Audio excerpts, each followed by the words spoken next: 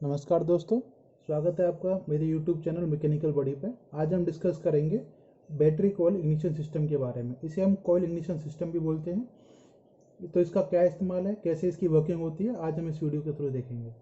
तो इसका क्या इस्तेमाल होता है। इसे हम यूज़ करते हैं फ्यूल को बर्न करने के लिए और स्पार्क प्रोड्यूस करने के लिए। तो आइए सबसे पहले जानते हैं इसके कंपोनेंट्स के बारे में, कौन कौन से कंपोनेंट है इसमें। इसमें सबसे पहले है बैटरी, जो कि डायनामो के थ्रू चार्ज होती है और डायनामो कनेक्ट होता है हमारे इंजन के साथ। तो इसके जो नेगेटिव नेगेटिव है उसे हम ग्राउंड कर देते हैं, और जो पॉजिटिव है वो आगे जाता है, रेजिस्टेंस से कनेक्ट होता है, और रेजिस्टेंस से वो जो वायर आगे निकलता है उसे हम कनेक्ट करते हैं कॉइल के साथ। अब रेजिस्टेंस क्यों यूज़ करते हैं, क्योंकि इसमें से जो हाई वोल्टेज पास होगा बैटरी के थ्रू, उसकी वजह से ये हमारे जो यहाँ पे एक सॉफ्ट आयरन कोर है उसके अंदर जब हाई वोल्टेज आएंगे तो उसके कारण वो डैमेज हो सकती है। इसलिए हम रेजिस्टेंस का यहाँ पे यूज़ करते हैं। रेजिस्टेंस का क्या काम करता है, जैसे जैसे यहाँ से वोल्टेज बढ़ेगा तो रेजिस्टेंस भी बढ़ेगा। तो इसी के साथ यहाँ पे जो एक रिक्वायर्ड अमाउंट में हमारे पास वोल्टेज यहाँ पे आएंगे कॉइल के अंदर। ये हमारी कॉइल है यहाँ पे, इसके अंदर प्राइमरी वाइंडिंग होती है, और इस प्राइमरी वाइंडिंग के अंदर यहाँ पे जो होती है ये सेकेंडरी, प्राइमरी वाइंडिंग के अंदर ही हमारे पास सेकेंडरी वाइंडिंग होती है। जो मैं रेड पेन से बना रहा हूँ वो है हमारी सेकेंडरी वाइंडिंग। और बैटरी से जो करंट पास होता है रेजिस्टेंस के थ्रू ये कॉइल में आएगा। यहाँ से फिर ये जो प्राइमरी वाइंडिंग के जो करंट आ रहा है वो यहाँ से इस कॉइल के अंदर से यहाँ से फिर जाएगा करने, ये हमारे जो है ब्रेक सर्किट के पास जाएगा। अब ब्रेक सर्किट में हमारे पास क्या क्या होता है, एक मेटल इलेक्ट्रोड होता है, एक आर्म होता है जो कि एक एंड पे पिवटेड होता है और एक एंड से मूव करता है, और ये हमारे पास कैम होती है, और ये होता है कंडेंसर। तो आइए जानते हैं इसकी वर्किंग के बारे में, कैसे वर्क करता है।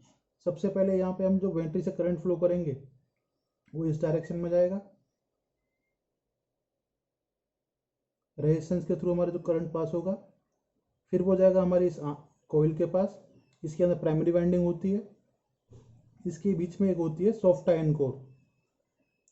ये सॉफ्ट आयरन कोर के अंदर एक मैग्नेटिक फील्ड जनरेट होगी तब ये जाएगा।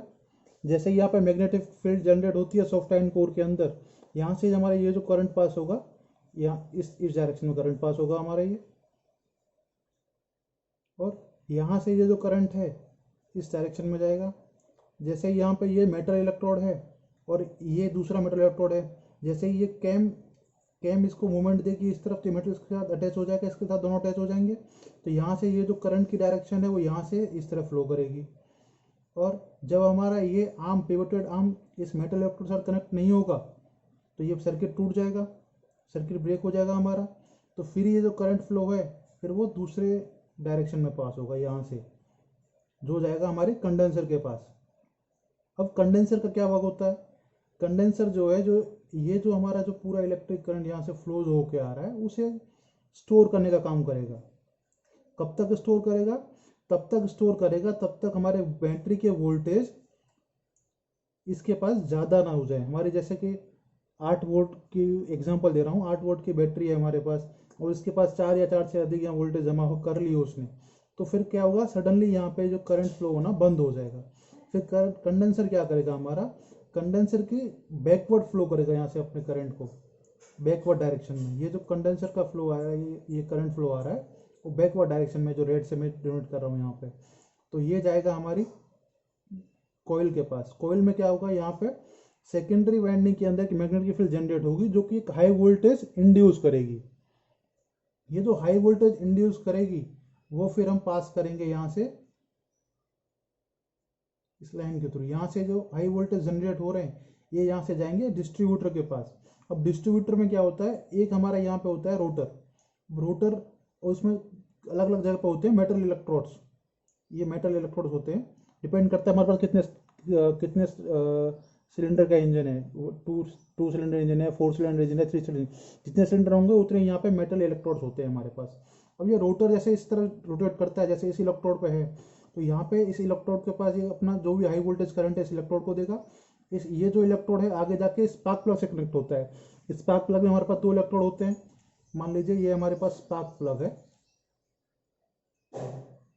इस तरह का होता है कुछ स्पार्क प्लग, जिसमें एक इलेक्ट्रोड हमारे पास यहाँ होते हैं, एक इलेक्ट्रोड हमारे पास यहाँ पे रहेगा, दूसरा इलेक्ट्रोड रहेगा यहाँ पे।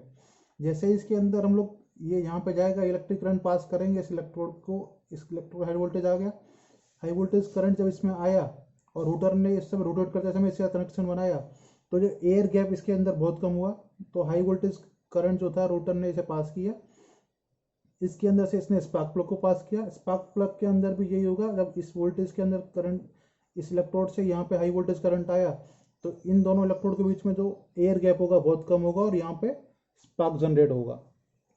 तो इस तरह से इसकी वर्किंग है, एक बार फिर से समझ लेते हैं।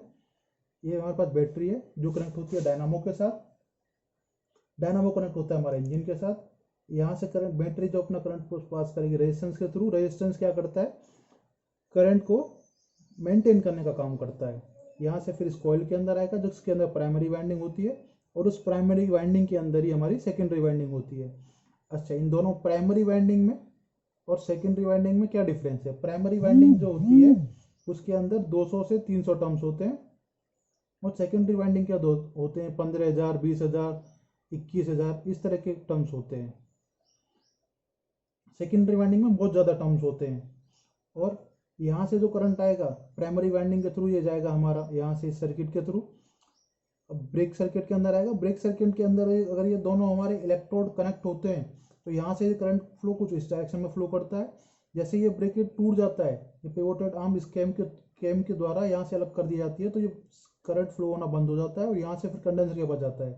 कंडेंसर उस इलेक्ट्रिक फ्लो को स्टोर करता है, फिर अपने जो उसने जो इलेक्ट्रिक करंट स्टोर किया है फिर एक एंड पे आके उस इलेक्ट्रिक फ्लो को तोड़ता है और खुद वहाँ से अपना एक रिफ्लेक्टेड करंट पास करना शुरू करता है, जिसकी वजह से यहाँ पर सेकेंडरी वाइंडिंग के अंदर एक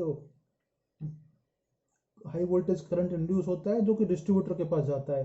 और डिस्ट्रीब्यूटर जो होता है हमारा स्पार्क प्लग से कनेक्ट होता है, जहाँ पे हमें स्पार्क मिलता है। तो ये थी बैटरी कॉइल इग्निशन सिस्टम की वर्किंग।